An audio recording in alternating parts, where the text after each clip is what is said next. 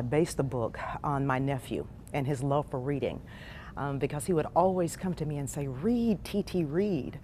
And I remember one of the times that he was sitting on my lap and I was watching his facial expression from the side as he was reading the book, and I thought, oh God, I wonder if I can inspire children to love something as much. Here's the goal of the book.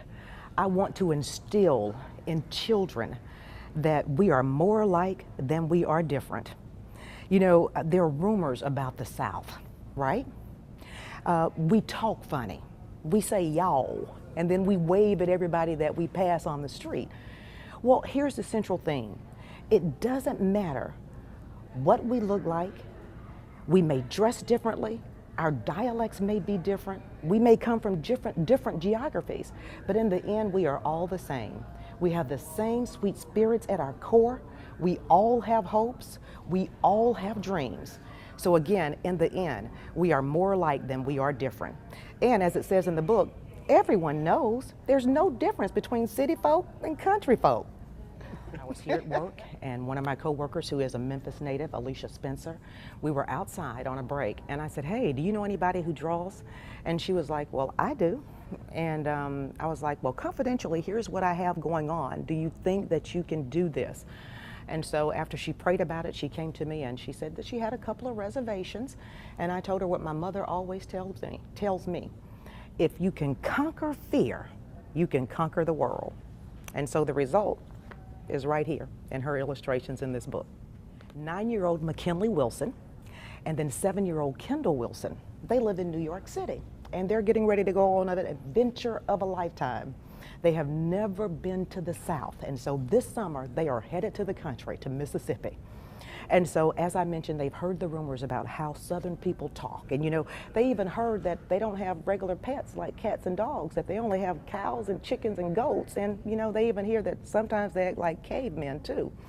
And so this book aims to dispel misnomers, but in a kid-friendly and comical way.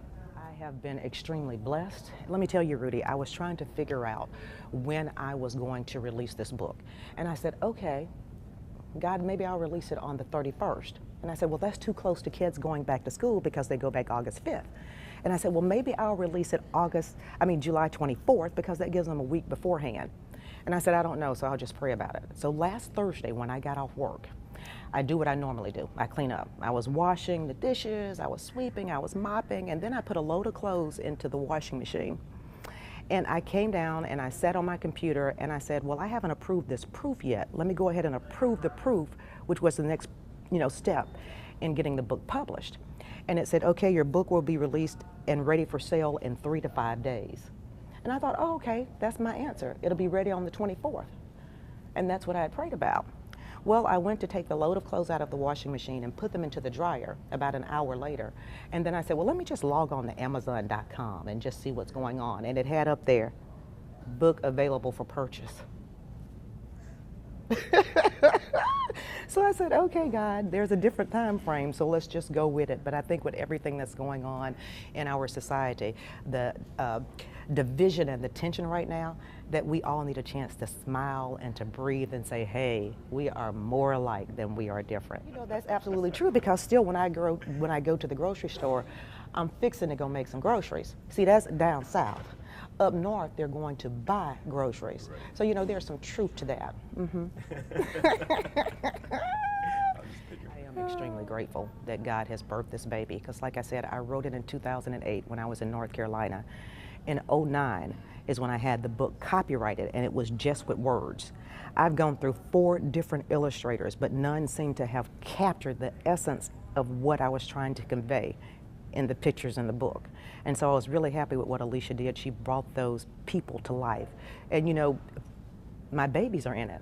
3 of my nieces and my nephew, whom the book is based on. So that was very important for me to have them portrayed properly. Here's what's so important to me, and I thought it was prophetic, because Sunday night when I was driving home from work, God revealed it to me. This book is being released here in Memphis. Memphis is now my home. I'm in this community. And the main character of the book, McKinley, this is where the prophetic part comes in. He was actually born in Memphis 17 years ago. So it's full circle for me. I have to share this too, because since I am in Memphis, there were a couple of things that I changed from '08 until now. One part in the book, my sister brings her two kids, my nieces, Lauren and Olivia, down from Nashville. Since I'm invested in the Memphis community and this is my home now, I changed Nashville to Memphis.